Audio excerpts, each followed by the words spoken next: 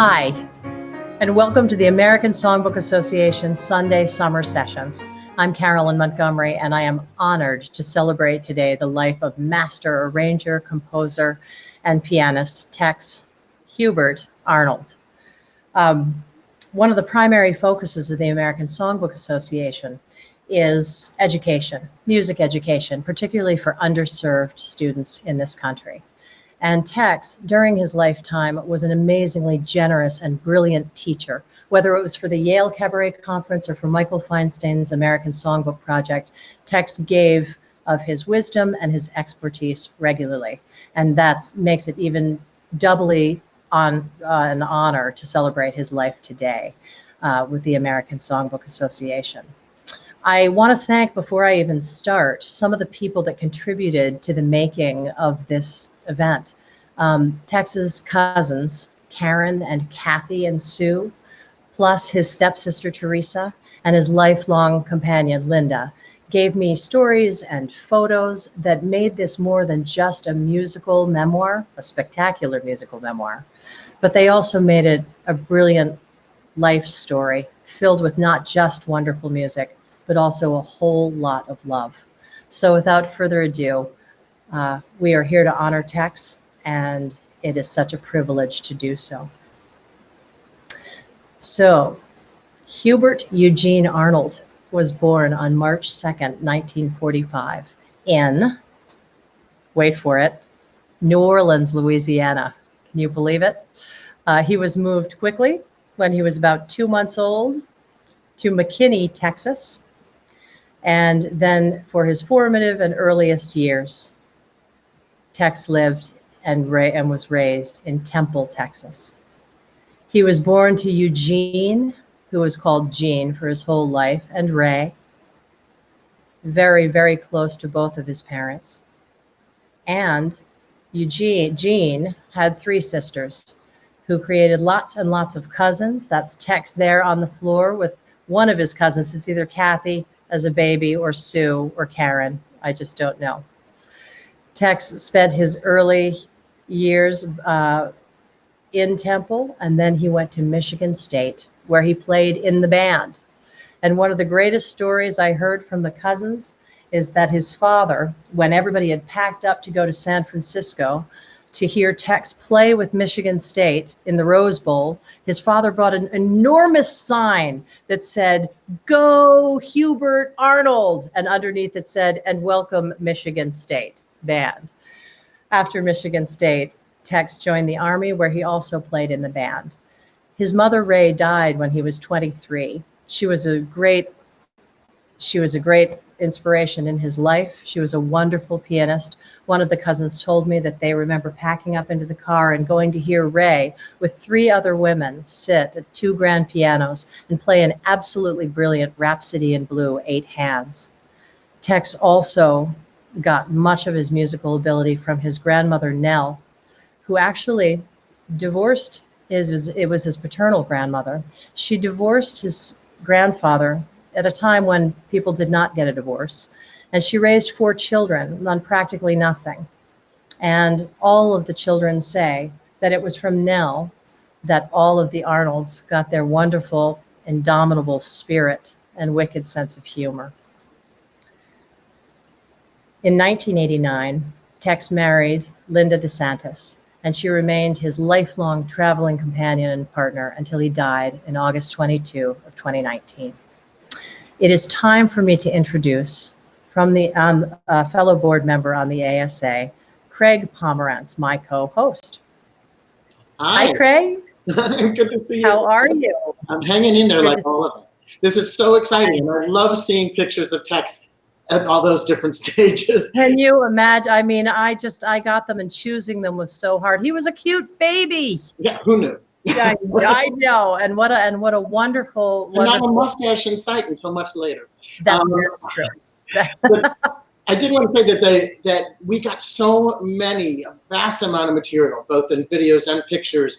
So to narrow it down to that was a huge task, Carolyn. I I love that you did that, but it was a huge task. So. It was a huge task, and it was a lovely thing. It was memory lane for me too, and also to get to see Tex in those years was a real privilege.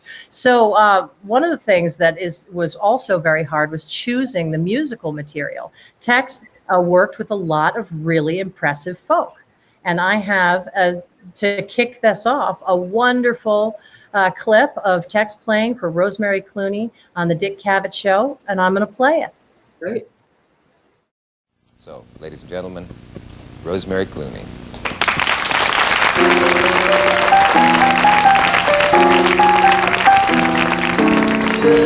When first we met, how you elated me, pet. You devastated me, yet now you've deflated me till you're my Waterloo. Good grief, I'm not exactly a clod. When Carly Simon bows, I just nod. I'm asked to every state ball, still I'm behind the 8 ball. Dad's a Wall Street banker, still I'm just a tanker. You're everything a gent is, still I'm non-compass mentis with you. No, I just can't get started with you.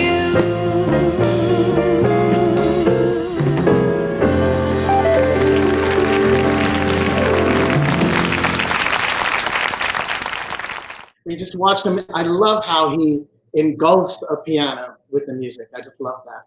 We should also mention that Tex was a classical composer and did a lot of conducting, as well as he had a lot of highly regarded symphonies. He was comfortable performing and doing all of that. And we have a large, impressive lineup of guests that we want to tell you about, so we'll get to it.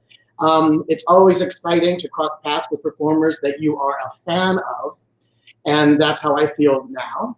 A founding member of Manhattan Transfer, she has a successful solo career as a vocalist, a songwriter, a music educator. She hosted her own jazz radio program, and she is, most important, a music educator.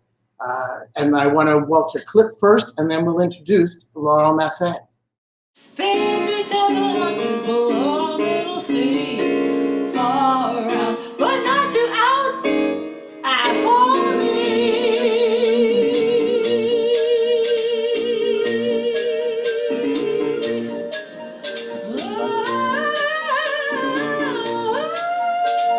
That's right. That's quite correct. 57 octaves below middle C. Right. I can't find my black hole sound. Where did that go? I was trying to get that for the ending. Jesus Christ, where is it?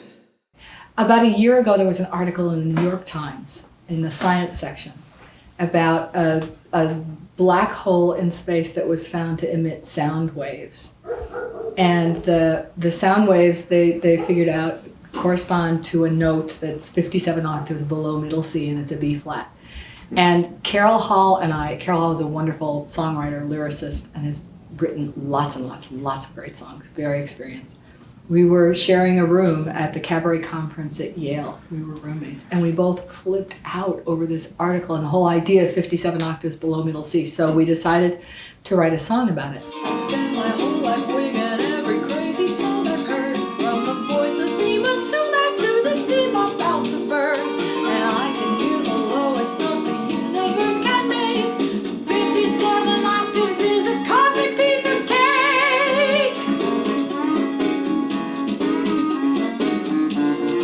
Oh, celestial dust.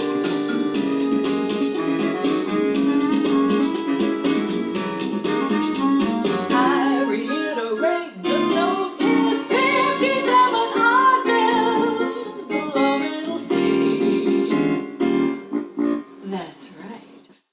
musically we're very simpatico. We tend to like the same things and dislike the same things, so that makes it really easy. I hope it listens when I say.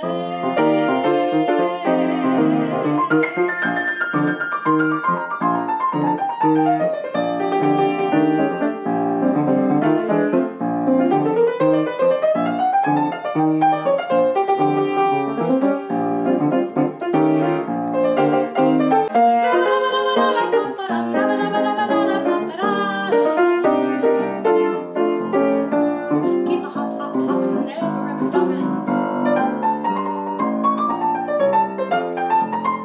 I know that once it didn't matter, but when you start to matter, I'm so unhappy. Won't you decide to run along and make it snappy? Oh, how I long to be the girl I used to be. Got a little rhythm, fascinating rhythm. Once it didn't really matter, then you start to pitter patter. Won't you take the entire day out, run away to somewhere far away? Fascinating rhythm. Oh, won't you stop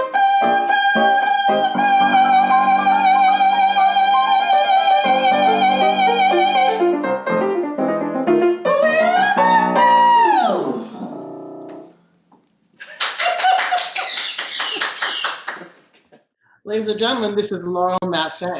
Hi, everybody. Hi, Craig. So nice to officially meet you. Yes, enchanté, monsieur.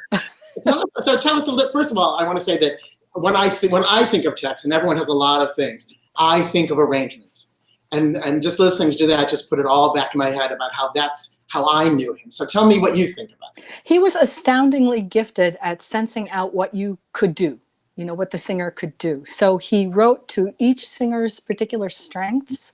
When he did an arrangement for Sally Mays, it was the perfect arrangement for Sally Mays. When he did an arrangement for me, it was a perfect arrangement for me. It could have been the same song for each of us, but it was different because he was so acutely attuned to each individual singer, which was fantastic. And one of the things he did at Yale was create arrangements for lots of singers really fast, and they were all really, really good.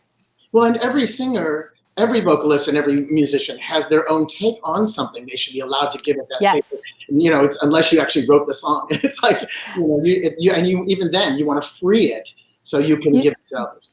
You want to free it and then ever so gently, ever so subtly, or sometimes with a sledgehammer, improve on it. Yeah. You know, so he was just the most elegant of musicians. And I always felt like I was a more elegant singer when I was singing with Tex than I had been before I ever met Tex.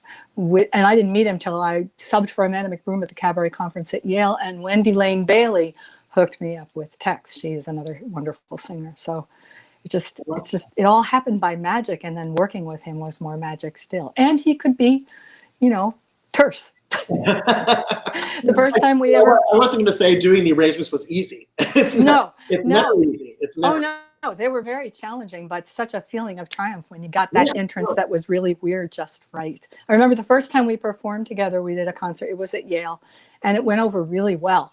And going back to the dressing room in the freight elevator, lo, how the mighty are fallen, right? Glory on the stage, freight elevator off the stage. We looked at each other. We got in a couple of standing ovations. He looked at me and he said, "Well, I guess we didn't suck." And that to me is the quintessential Tex. He was wonderful beyond telling, and all of us will always miss him. Yeah. Well, it's wonderful to have you here, and I really thank you. Thoughts on him, and thank you so much. The work that you're doing as well. So. Thank you very much. I love to teach, and so it's, you know, we pass those torches to anybody with the asbestos gloves on. Absolutely. I look forward to seeing you in person someday soon. We will. We will. Thank you. Thank you. That was Laurel Masse.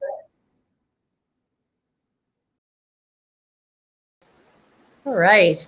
Our next performer is a close friend of Tex's and also a very close collaborator. He does amazing and eclectic work, and I'm so thrilled to have him here today to talk about Tex, Jeff Macauley.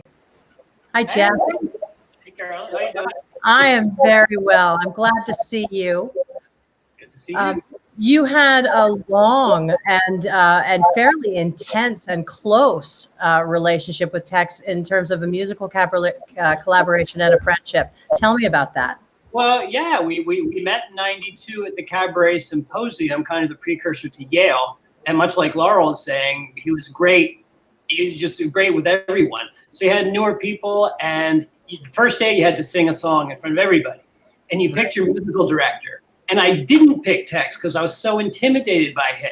He was so good. And I was like, you know, I did pick him. Yeah, I hear you. You're good for you. But but then I worked with him a couple times. He subbed for some shows, which were beautiful. But then in 8 years ago, I was doing the Norman Gimbel show, and I picked 3 musical directors to try out. And I went with one guy who was great. Then I met with Tex, and we just clicked. And I was like, okay, that's it. I'm just using Tex. Because he had that love of the bossa nova and the Brazilian stuff, and Norman Gimbel wrote so many English lyrics for that stuff. And over the next 8 years, we worked on 5 different shows, and that's such a gift, to have done that with Tex. And again, like we were all saying, he was so good about working with the singer and with bringing out your best points. Right. And, Yeah, and he did with you, because I saw your different shows and I was so moved by how completely different they were. And yet, I don't know if this happened to you, but I've worked with some wonderful pianists before, but Tex is the only one that if he was playing in the other room and I didn't know he was there, I'd say, oh, Tex is here. Oh, wow. He got sound out of the piano like nobody else. No, yeah, exactly. He was there's such an embarrassment of riches of musical directors in New York, but Tex was a level above. Absolutely. And I'm sorry that I didn't switch on you. I wanted to interview you first and then play your video. I didn't let you in on that fact. So you roll with the punches like a professional. But this is your show. Tell us a little bit of it. You can set this up if you like. Oh, this is the Michel Legrand show. I did like a trilogy of what I called easy listening composers, Norman Gimbel and Michel Legrand and Henry Mancini. And this particular one, you're just showing the second part of it, he put it with 2 songs from Thomas Crown Affair. We did His Eyes, Her Eyes, and Windmills. And the contrast is so wonderful. And then what he did with Windmills was just so brilliant. And it was like anything with him. Whenever I would go to rehearse with him, I was always like giddy to hear the Tex arrangement. Exactly. Like a little gift, having this gift, like I get to sing this. Well, I was really tickled and moved by this arrangement. It's a terrific one. And thank you so much for coming on and talking about our Tex. Oh, yeah. All right. This is Jeff Macauley and Windmills. Bye.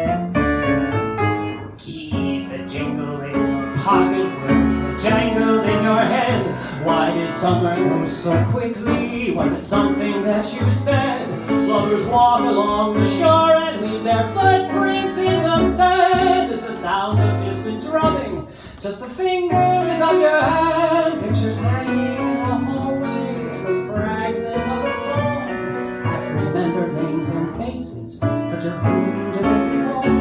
But you knew that it was over in the autumn of goodbyes. For a moment you could not recall the color of his eyes.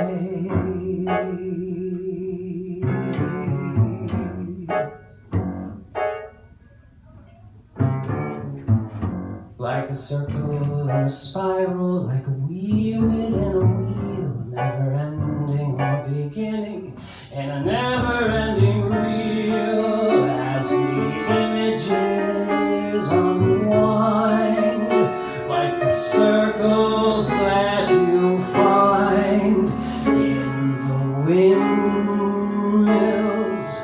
of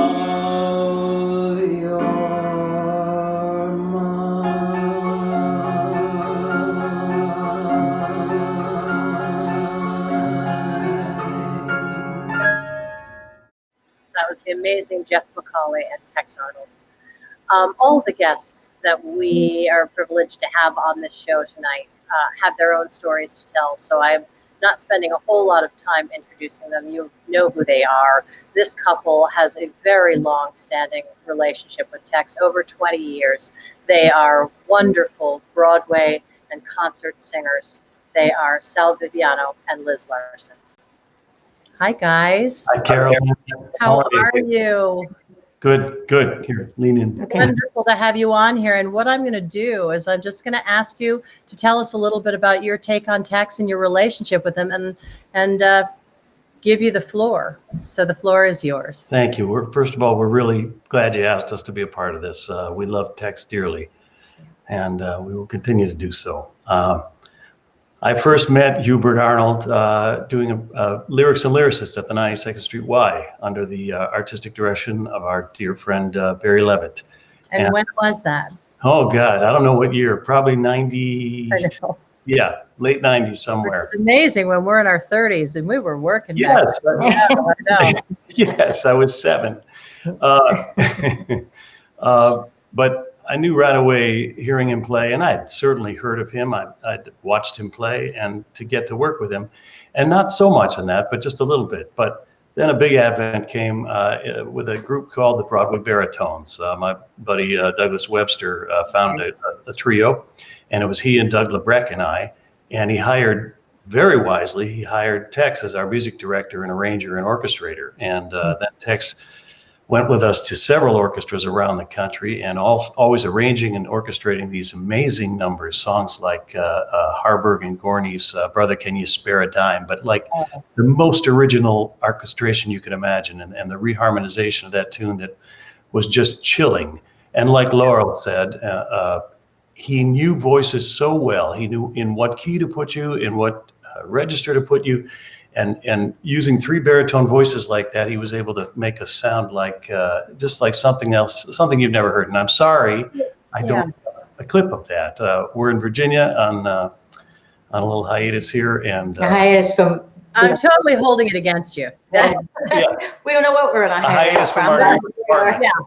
None of us know what we're on a hiatus from. None of us have any idea what we're dealing with. I know. That sentence. I know, but you look marvelous. And the one thing I was going to say is, didn't Tex know how to write for 3 voices? He knew how to write for lots of voices, but what was it with him and 3 voices? I mean, he wrote a harmony, and it was like, oh my God! Really? Yeah, I mean, like you've never heard that stack, that harmonization before. Yeah, just rare and delicious, like thrilling to sing, and thrilling, hopefully even more thrilling to listen to. We were with the Dallas Symphony 3 times in 1 year, and he orchestrated so many great things for us for that show. And then we were with them again at the Vail Valley Music Festival that following summer. Right. And, Tex arranged some great, in fact, the variations on the theme of Texas Are Texas with, we had props and hats and it was guns. Yeah, of course. And big hats. And it was reverent and funny and otherworldly. He took that simple tune that every Texan knew and was proud of, and he reinvented it in a way that it was just thrilling, really thrilling to sing. And I'm sorry. One of the things that I didn't tell our audience was that Tex did lose Ray in 1968, but in 1969 he married another great love of his life, who was Aileen, and she ended up she gave Tex his stepsister Teresa, and Aileen also was very involved with the Conroe Symphony, and it started off as sort of a charitable thing, and then she got really involved in it, and you came in. That's right. We're performing. Yeah. That's right. She was the executive director and founding executive director of that symphony, Dr. Aline Arnold. Right. And I first went there with the baritones, with Doug and Duggar, as I used to like to call them. And we just got on great. And of course, Tex came with us, and he was the liaison between us and Dr. Zwick, who was then conducting that orchestra, and of course with Aline. Right. Sometime, I think at the IHOP, because we used to always stay at the Baymont Inn. Aline used to like to put us at the Baymont, just off the interstate. I mean, just off the interstate. There's Aline. There she is. There she is. Yep. And there was a 24-hour IHOP next door, so we'd eat there at all hours. And I think we were talking about something, and it came up that she mentioned Eastern Illinois University, which is where I went to college. And I said, well, why would you? She said, well, I was a professor there, and Gene was the hospital administrator in Mattoon, the next town over. So then we realized this connection, and they basically adopted me like Tex's brother. I know. Every single event that ever mentioned you and Liz, asked me how you were, was thinking of you. Liz, did you sing with the San Diego Symphony? Is that where you were? No, I sang at Conroe on Right, we Derby did. Day. Yeah, right. We did. Yeah. I think I did 4 different Derby days, one of which Liz Right. did with me, and Tex rearranged everything for big band because we had a subset of the orchestra, a big band subset at this beautiful country club. Yeah, it's gorgeous. And everybody dressed up in their Kentucky Derby finest, and hats. yeah, it was a real Singing Texas with him event. was like singing a duet. It was a conversation. He was holding you up, but he was like talking back. It's just lovely. So cool. Well, you're both lovely, and you are obviously a permanent part of the Arnold family, and I'm so grateful to have you here. Thanks for showing up today and for showing up for Tex always. Could I tell one quick Tex witticism? Well, first of all, Skitch Henderson loved him too, and he played for me on 4 different concerts with the New York Pops and Skitch Henderson at Skitch's invitation. Wow. I got to debut his song Sinatra, he and Larry Kirshner's song, in Bulgaria. It was first time done with the Pops, and he orchestrated the whole thing for 70 pieces. It was magnificent.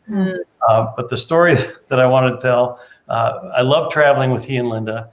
You said so correctly. She completed him and he her in a wonderful way. They were connected at the hip, dear friends, and made each other laugh. And we had a lot of laughs, the 3 of us together, the 4 of us together.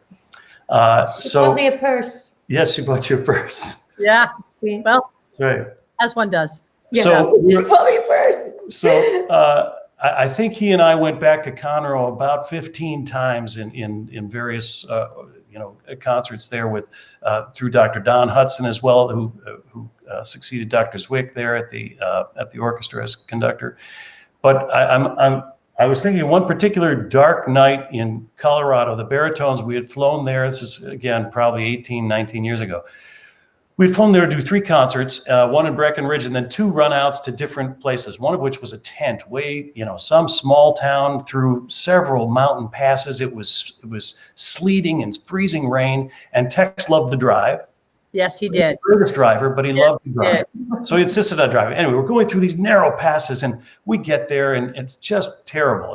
It was a tent, a performing arts center tent, permanent tent, but a tent. Yeah. Pouring icy rain, and we're set for 1,200 people, and we thought, oh, there's going to be 100, and I think there were 200, but not many more. At one point during the concert, I was singing a song called I Love My Wife Into My Funny Valentine, very quiet with just Tex playing. It wasn't a full orchestra, just Tex, gloriously. We finished the end of I Love My Wife in this really quiet, I love my wife, nice and high, can't do it now. Yeah. Anyway, and in the silence, before Tex started the next chord for the verse to My Funny Valentine, I was waiting for him, and somebody in the audience, a man, let out the loudest sneeze you have ever heard. It was like a cannon, achoo! And it echoed the whole tent in the dead silence. And so I could feel Tex staring a hole through me like, can I go ahead or are you going to laugh? And I was holding. So dead silence, dead silence, dead silence. The audience starts to laugh, and then Tex plays, da da da da da da da da, whispered in the sound of silence. And I thought I was. If you weren't going to laugh before, then it's like Tex. That's destroyed the audience, destroyed me, destroyed the other baritones in the wings, and then finally I said, "God bless you," and we moved on 2 minutes later and went to the other song. But it was his wit to a T.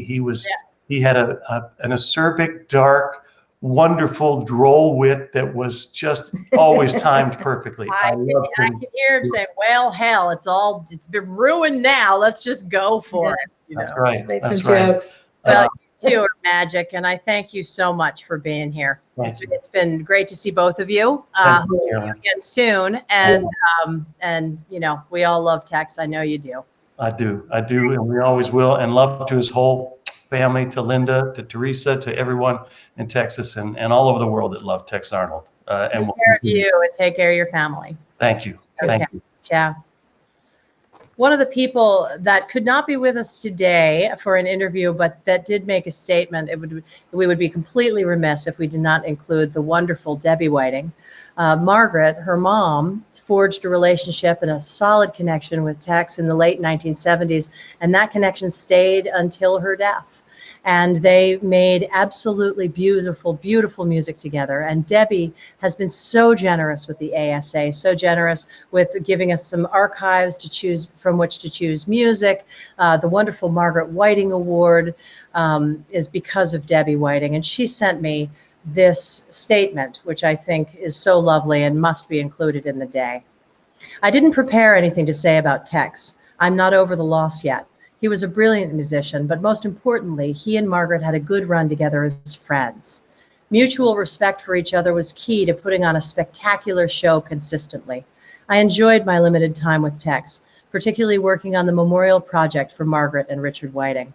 He taught me a great deal about the business of show. There will always be a spot in my heart for Hubert Tex Arnold. And I would like to, at this point, play a wonderful clip of Margaret.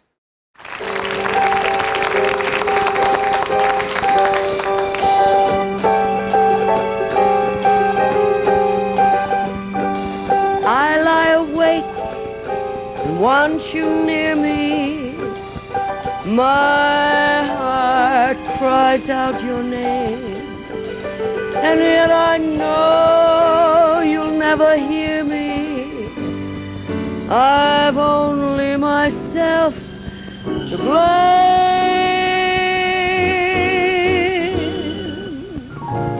I get no kick from champagne. Mere alcohol doesn't thrill me at all.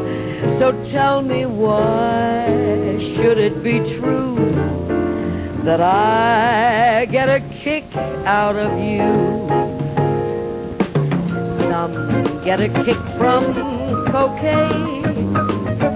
I'm sure that if I took even one sniff, it would bore me terrifically too.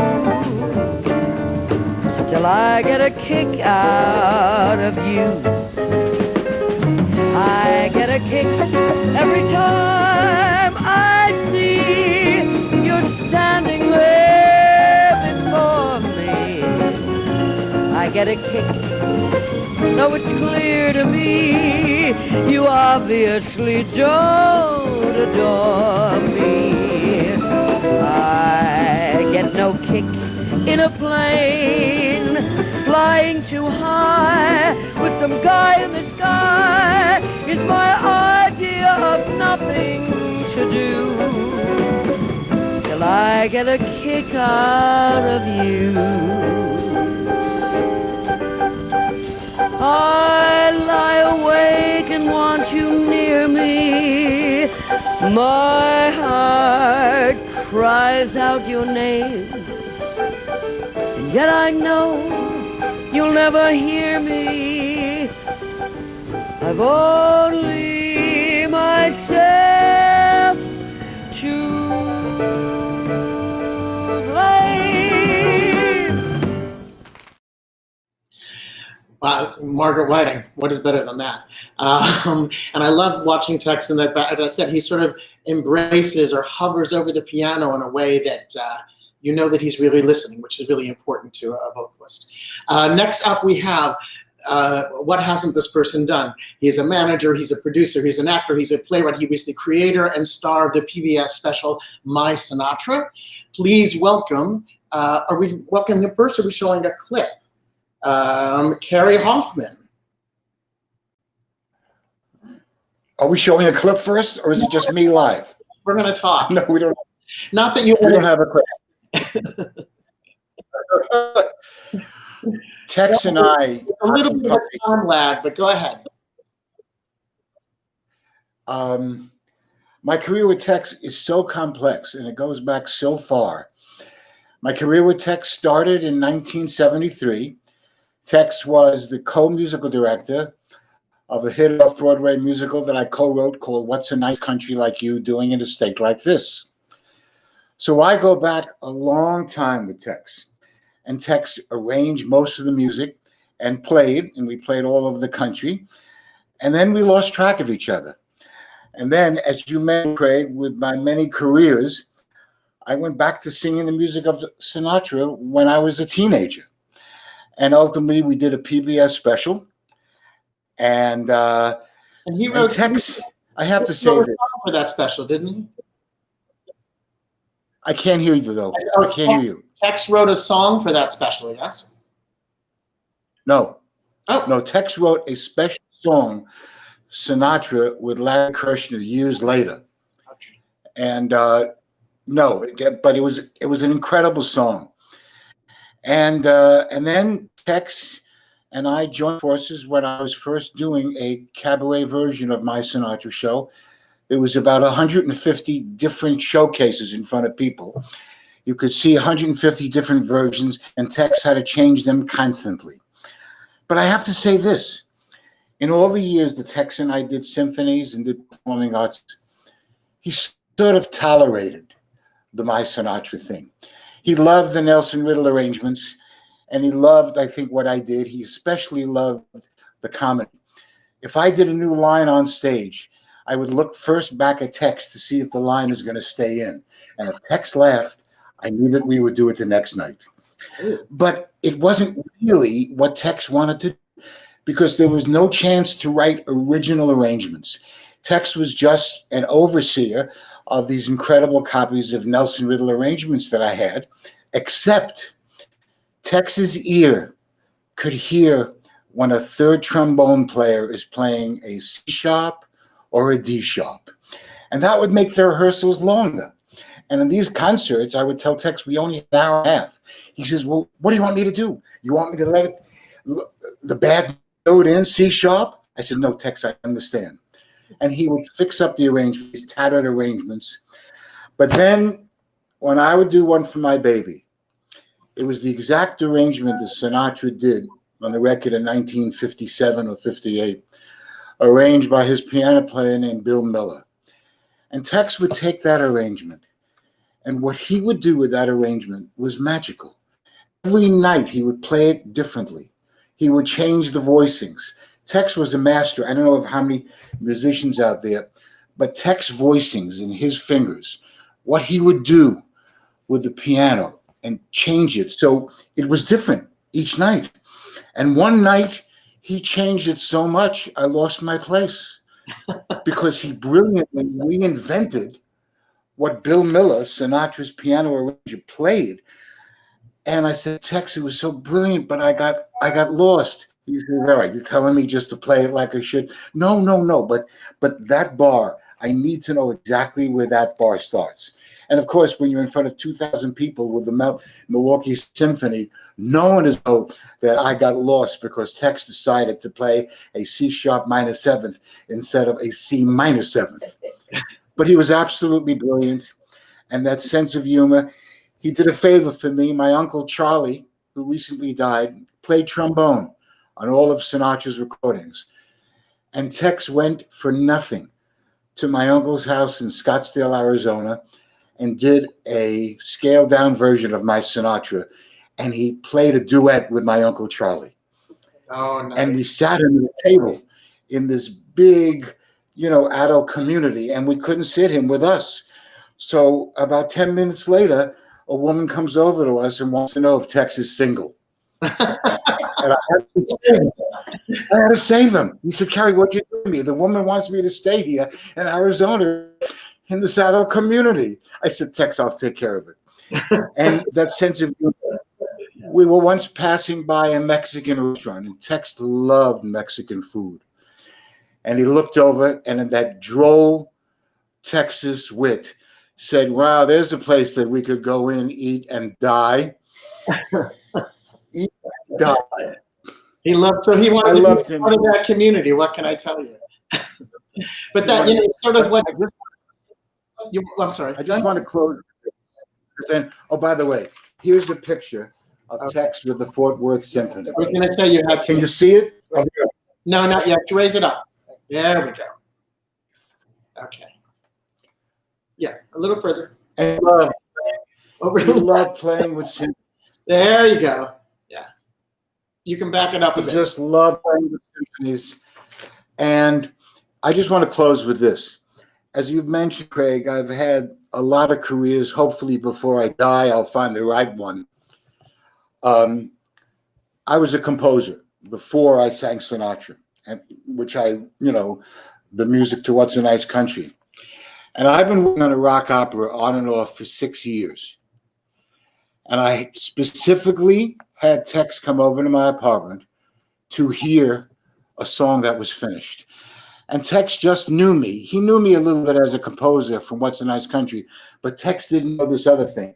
And I cannot tell you, it was the greatest compliment that I ever got when Tex looked at the score of one song and he said, "You wrote this?" I said, "Yeah." And he looked at one chord, and you know those fingers, those magical, incredible fingers, and he played the chord I wrote. And he looked up at me and said, "Brilliant." I finally got the compliment, the musical compliment that I always wanted to get from Tex. I love that. He was great. He was one of a kind. Thank you so much. There's so many stories to tell, and that camaraderie is what we're talking about with him, and how he connected with musicians and people and just made his own community. Thank you so much, Cary.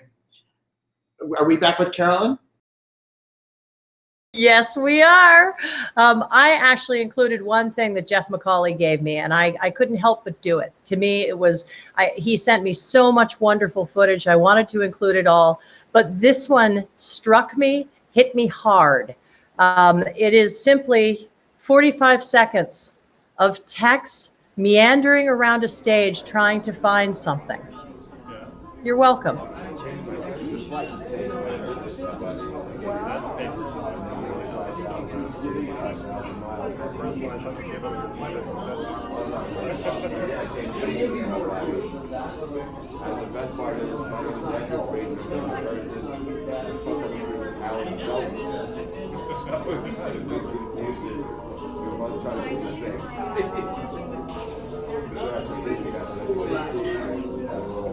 We worked it out.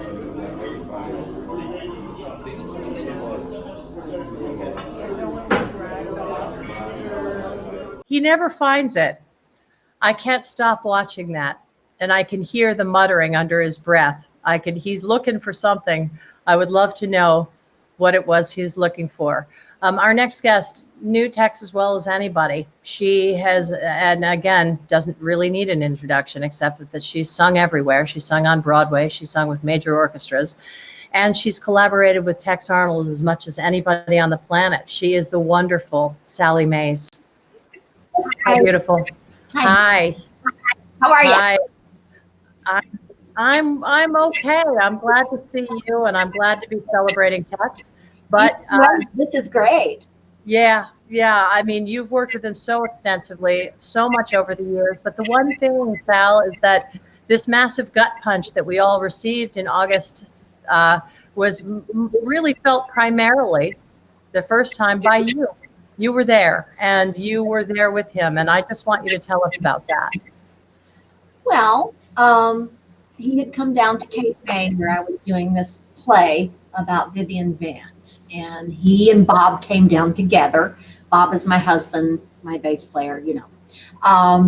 And they came down, and I got them tickets for the show. We went out to dinner, and then they came to the show. And after the show, it was like, you know, it's a little tiny town, so we walked home. And Tex told me everything he loved about the show, and he also told me everything that he didn't love. As he would, yes. Which, as he was wont to do. And then we were staying in the company housing, and we went into the house, and we all sat around the kitchen table telling, you know, like you do, musician stories and funny gig stories, and just laughing and having the best time. And so I always like to tell people who ask me about this that the last night of his life was spent with people who loved him and who he loved, having a really, really good time. And were you drinking brown liquor, Sal? No, he was, but He was. he had cut back. Yes. The doctor made him cut back, and so Yeah. like, don't tell, you know. Yeah, exactly. A wee gram of scotch. Yeah. A little wee bit of scotch. Oh yes, but no, he didn't drink that much, and he was just, you know, he looked a little tired, and he yawned, and so I said, "Honey, we're going to go up to bed, and this is your room," and so, you know, and that was it, and that experience has never happened to me before. I've never actually found someone, and I don't want to talk about it, but I'm just so glad I was there with him. I'm glad I was there. I think about it a lot. I think about that he wasn't alone, and that and also he wasn't in. The doctor told me this. There was no pain. No pain. And I'm glad you were there too, and I'm glad that you showed him such a wonderful night before he was gone. We had a lot of good times, and we wrote a lot of songs together, and we wrote a lot of arrangements, and we coached a lot of students, and we bitched a lot. It was awesome. Yeah. And I have one funny story if you'd like to hear it. I would. It's my favorite story. It's Linda's favorite story. Linda, the first time I ever met Linda was we all went to Russia to do this musical at the Hermitage, and then we also did a gig at this big jazz hall in St. Petersburg.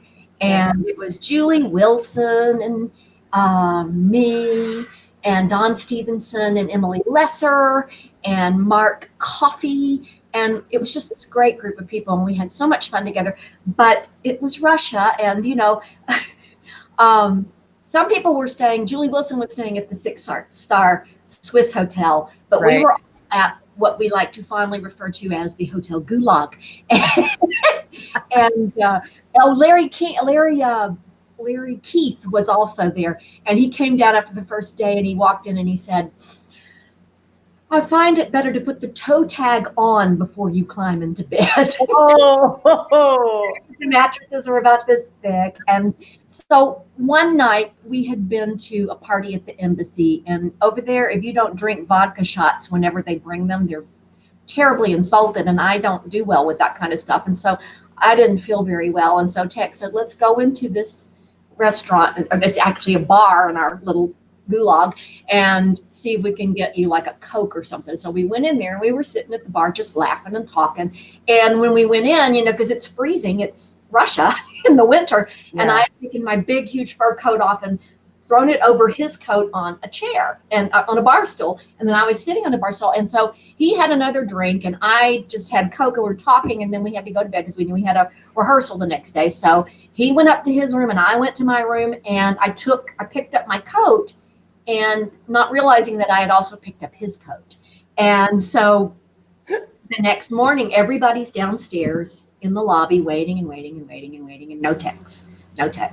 And so finally, Tex comes running down the stairs, and he's hobbling, like limping, and he's wearing like, it looks like he's got like 6 pairs of pants and 6 shirts and sweatshirts, and there's no good. And he had run back down to the restaurant the night before, and he'd fallen down the stairs and hurt his foot. Oh. He got because he thought he'd lost his coat in winter in Russia. Right. And then because he didn't have a coat, he just put on everything that he had, all of his clothes. He was wearing all of his clothes.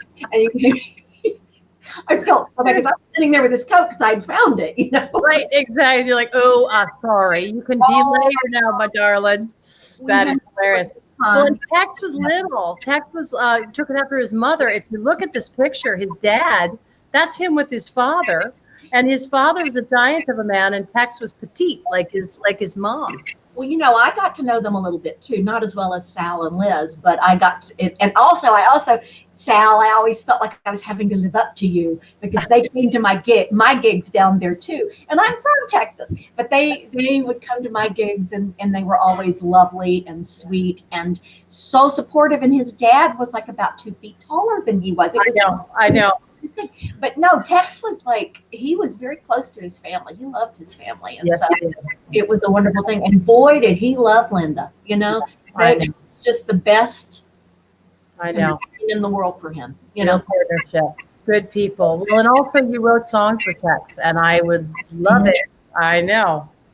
Well, you know, I have one that I found because last year for my great big huge heinous birthday party that I had at Birdland, I always have, like, when it's a milestone, I always have a big group of people come and work, and that was an awesome party. Yeah, it was so much fun. And so we were rehearsing for it, and you know, you kind of put those things together with tape and a toothpick, you know. Band-Aids, yeah. You don't need more than that when it's Billy Stritch and Jack Robert Brown and people like that. And so, you know, we were just talking about it, and I said, you know, I called it After All. And so I sat down and wrote this little lyric, and it was very short. And I said, I just want a palate cleanser at the end of the evening. And this is kind of the melody I hear. And he sat down right then and went, okay. And we wrote it like immediately. And then, of course, he sent me a recording of it later, and he changed it a little bit and fixed it, and as he also did. And so I found it, and it's very short. So can I just sing it? I was hoping that you would, Sal. This is so exciting. Please do. Okay, here we go.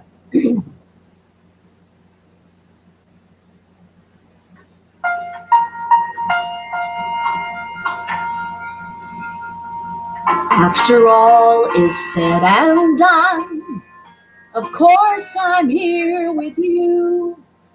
There's no better way of sharing life than doing what we do. We sit here in the dark and tell the stories of our lives.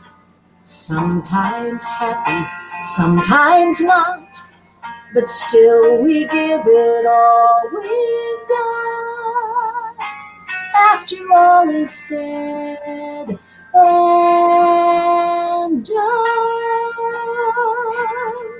right now, of course I'm here. I'm always here with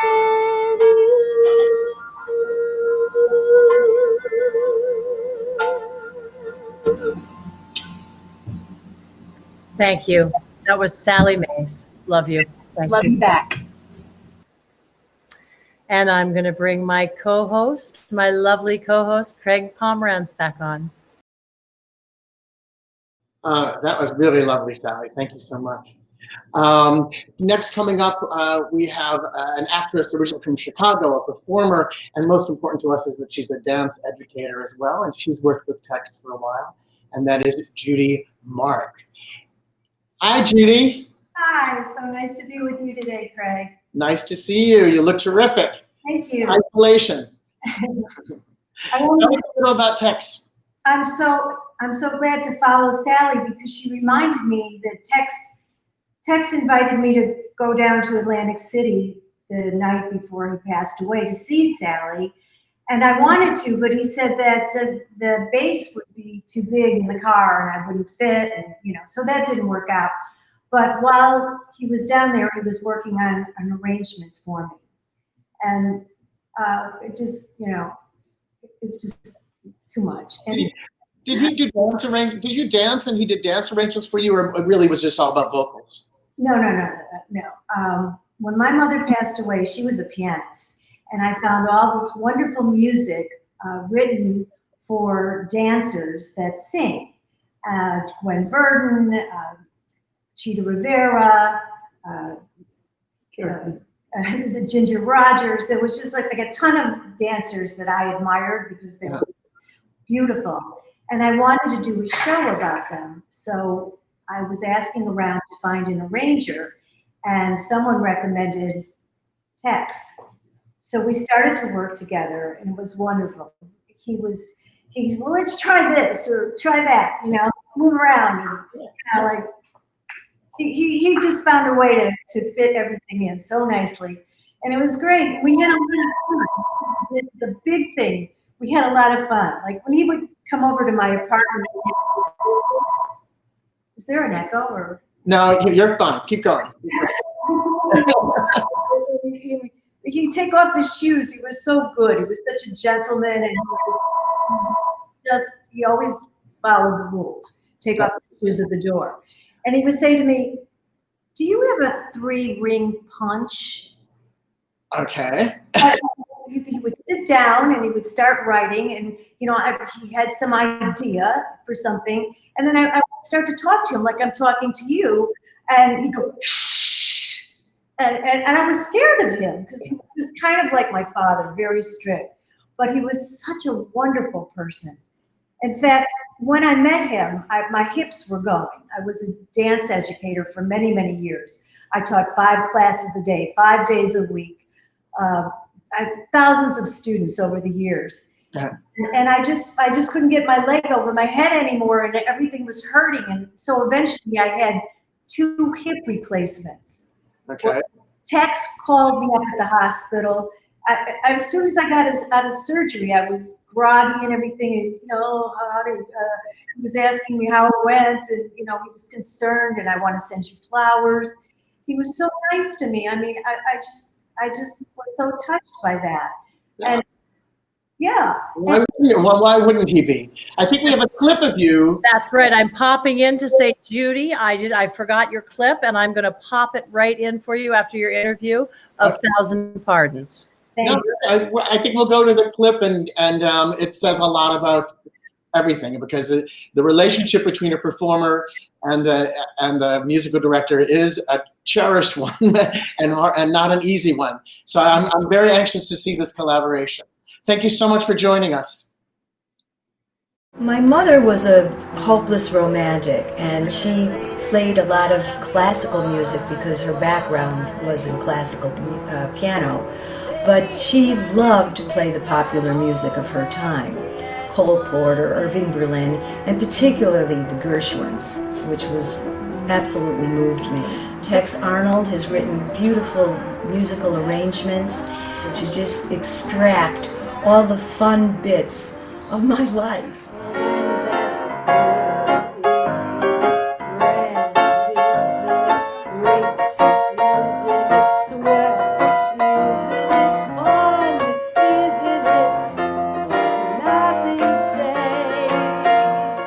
Another brilliant relationship that Tex had with a wonderful performer is Carol Woods. And we are so lucky to have an amazing clip of Carol's last show, directed by the wonderful Scott Coulter.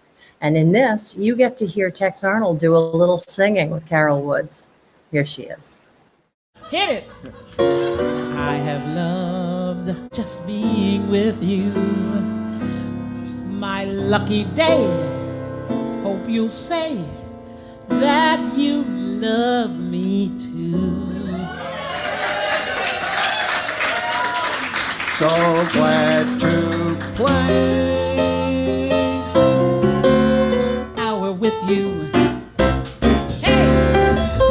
Every morning, every evening, ain't we got fun? Yeah! Not much money, oh but honey, ain't we got fun? The rents are paid, dear. We haven't a car, but anyway, dear, we'll stay as we are. Well, even if we owe the grocer, ain't we got fun? The tax collectors get closer, still we have fun. There's nothing sure, huh? The rich get rich and the poor get children. In the meantime, in between time, hey, we got fun. Oh, every morning, every evening, ain't we got fun? Twins and cares, come in pairs, dear. Don't we have fun? We've only started as Mama and Papa. Are we downhearted? I'll say that we're not. Subway seats are hard to germ-free. Ain't we got fun? They won't smash up our Ferrari. We ain't got none.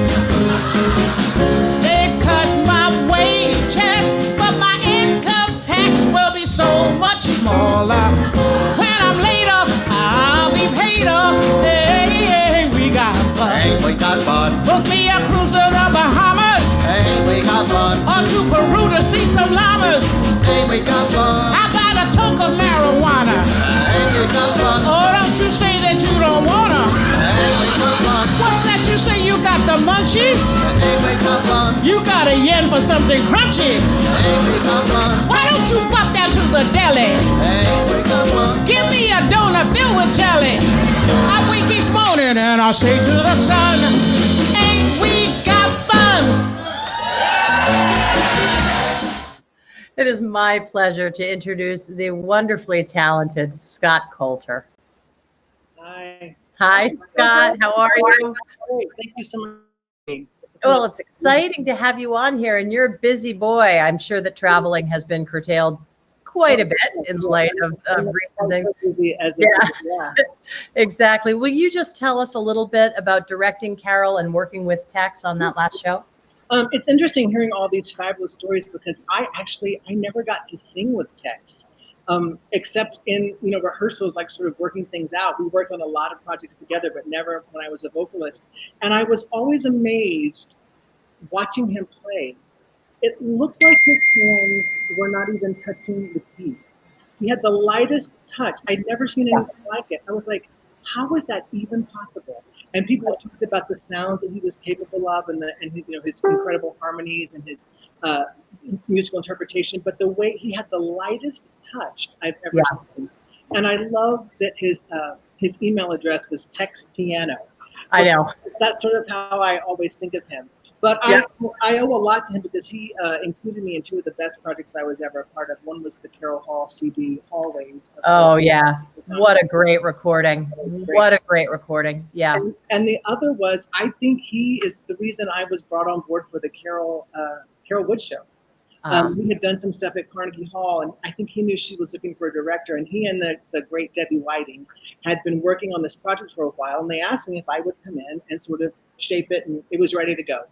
Yeah. So I think we met the first time in July of 2014, just the three of us at a diner. And I said I would love to do this project. So they pitched me to Carol 2 months later, and she signed off on it. We're all good to go. And we met in October of that year, and they went through the show, and they asked me what I thought. And I thought it was good, but I said it was a tribute to the relationship of Carol and Margaret, which their friendship was so great. Yeah. Using Richard Whiting's music to sort of tell it. And I said, I think Carol Woods is fabulous and fun and feisty. And these songs, some of them are 80, 90, 100 years old.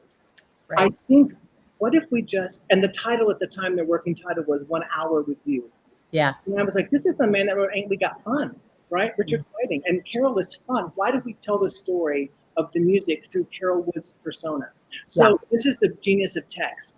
With that in mind, everybody thought it was a great idea. We went back and revisited and changed every arrangement that he had done. Everything became something new. And you can tell from the clip that you just played, which is so fantastic and joyous. I'm just grinning from ear to ear watching it. Absolutely. You never know that at that time, that song was 95 years old. No, never.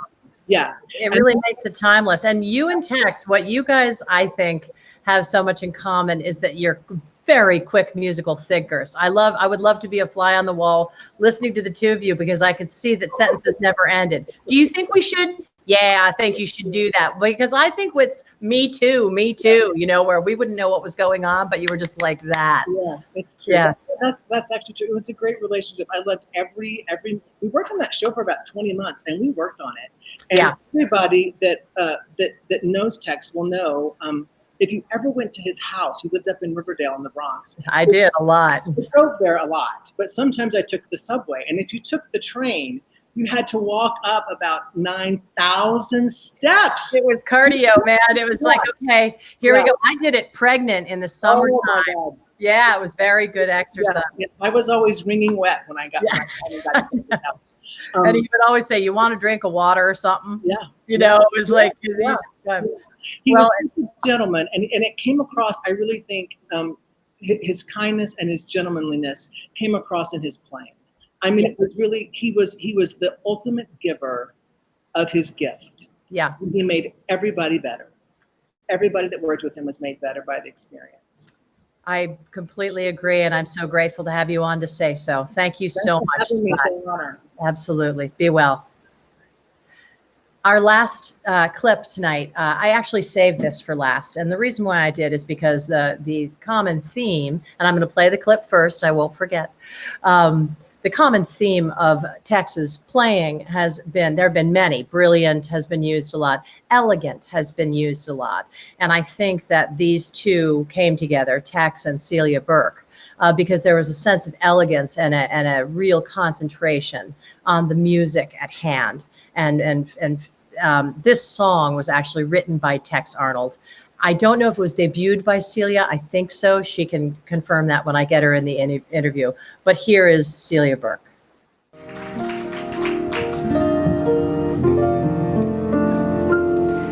You must fall in love in a place like Paris. That's a thought that I find idiotic. When I mention the place where it happened to me, I don't think you'll call it exotic.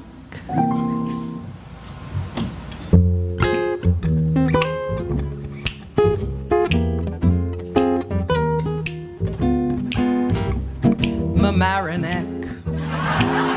We met and married in Mamaroneck. What happened that night was love at first sight. Thought for sure it would be Camelot, but boy, it's not, it's just Mamaroneck. Don't mean to blame it on Mamaroneck, a village so quaint, Secaucus it ain't. Who would not adore Mamaroneck? Such a wonderful town. Even if we hadn't married there, we would not have made it anywhere. It was never gonna be. It's obvious now, so dear Mamaroneck, I know it's over and I gotta get going.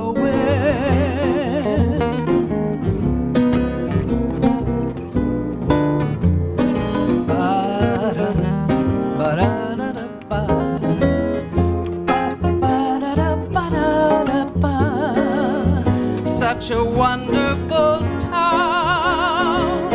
Even if we hadn't married there, we would not have made it anywhere. It was never gonna be. It's obvious now, so dear Mamaroneck, I know it's over and I gotta get going. I'm leaving now to put some miles between myself and this place, but nothing close. Los Alamos, Galapagos. That would be quite a trek. Wonder what's in Little Neck. How about Chapultepec? Hey, my life is not a total wreck, so nobody shed a tear. I'm out of here. Goodbye, Mamaroneck. Next station stop is Port Chester, New York. Oh, brother, could I use a drink? Next station stops will be Rye. That's exactly what I'm gonna drink when I get off this train. Followed by Harrison and Mamaroneck. I know. I know. That was the lovely Celia Burke, and here she is live. Hi there. How are you? That was terrific. I am very wrong. I did not. Yeah, it is a terrific. Reviewed it. He told me Sally did. Yeah. In Mamaroneck, and my understanding was they didn't think it was that funny, but everybody else thinks it's just a wonderful song. I think it's hilarious. And I do have to tell the audience that I was pulling Celia's leg and wrote her back and said, hey, listen, that song Larchmont that you're doing. And she was like, Mamaroneck, it's Mamaroneck. Yeah. I'm pulling your leg.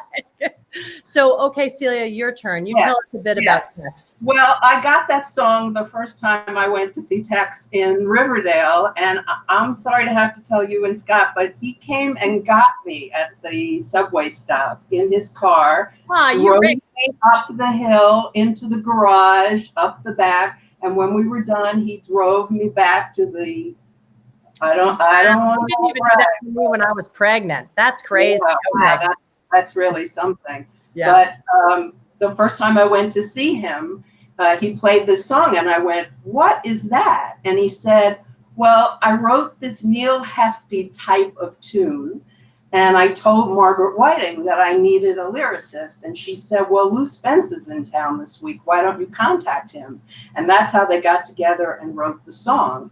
Wow. And I said, well, I will take that. Thank you very much. Yeah. And I walked out the door with the sheet music and a recording and immediately sent it to Alex Ryback, who was my musical director for my debut show. And he immediately wrote back and said, "Oh, we're doing that." And I said, "I know, right?" And he said, "No, I mean, we're doing that." And it went right into the song list for my debut. And that is a clip from opening night.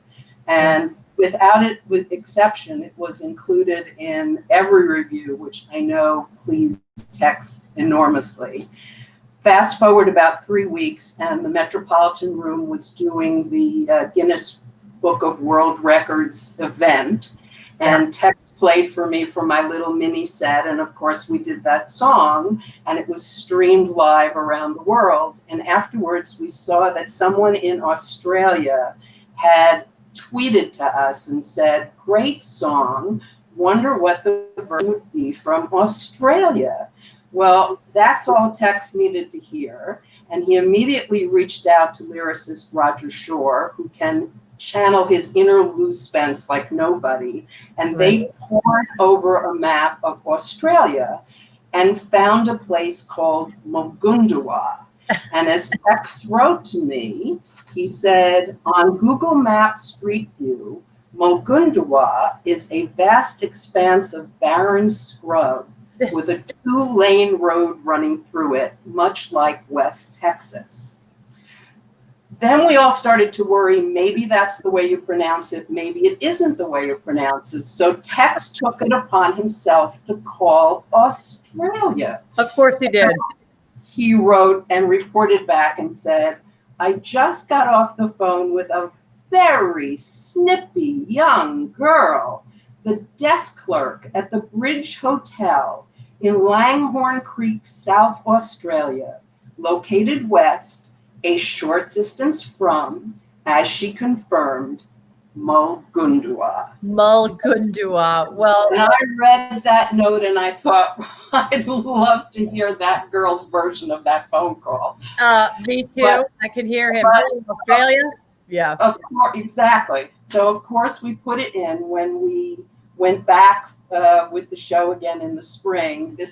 The Australian version became the encore of the show. Wonderful. And I understand that there are other versions that Tex then did for other singers, performing in various locations. And to me, it is the song that keeps on giving. And to me, not only is it a wonderful song, but for me, Tex was just such a wonderful man. Absolutely. And you worked beautifully with him, and you did that song proud. And I know you loved it. So thank you so much.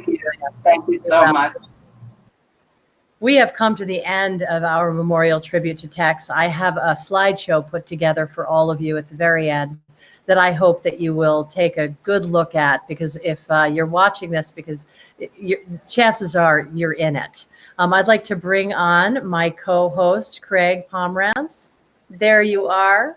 Thank you so much for co-hosting this with me. Oh my God, what a pleasure. I also want to tell Cecilia, talk about investment in material. I mean, that's a huge investment, which says a lot about Tex and how involved he was in with all the work that he wanted to do.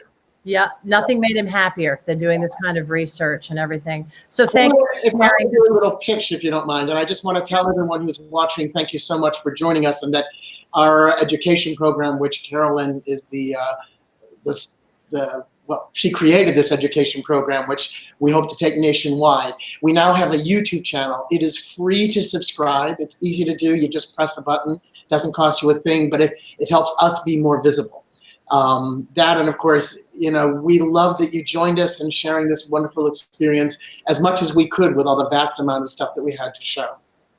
That's right. Thank you so much, Craig, for being my co-pilot today. I appreciate it. Thank you.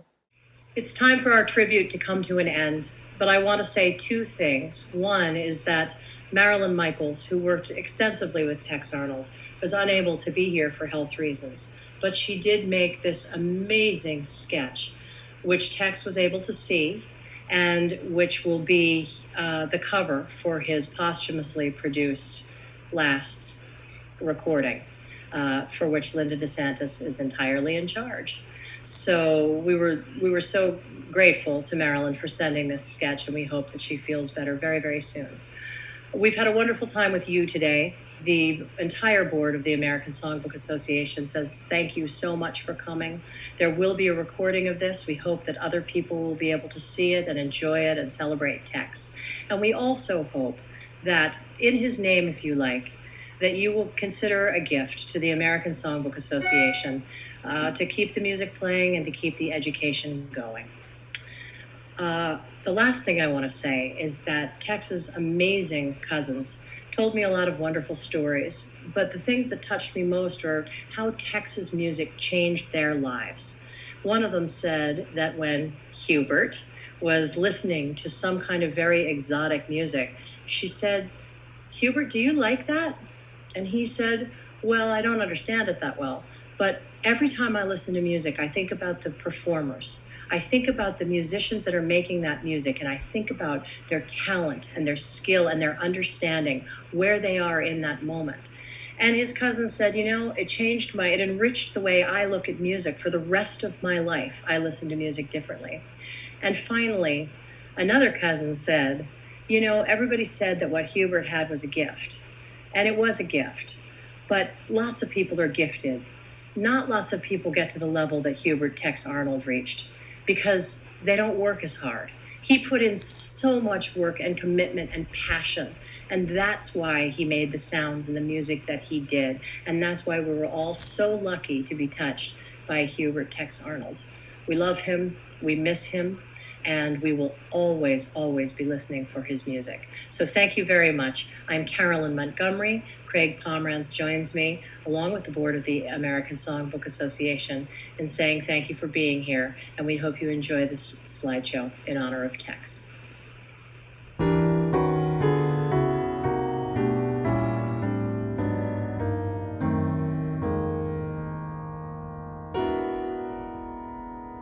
I get along without you very well, of course I do, except when soft rains fall and drip from leaves, then I recall the thrill of being sheltered in your arms. Of course I do, but I get along without you very well.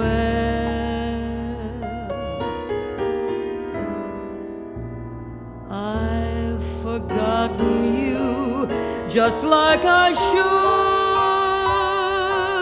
Of course I have, except to hear your name or someone's laugh that is the same. But I've forgotten you just like I should. What a guy, what a fool am I to think my breaking heart could kid the moon. What's in store? Should I fall once more? No, it's best that I stick to my tune.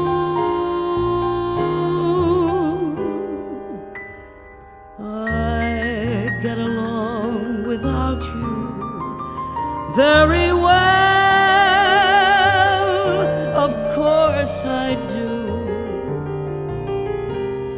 Except perhaps in spring, but I should never think of spring, for that would surely break my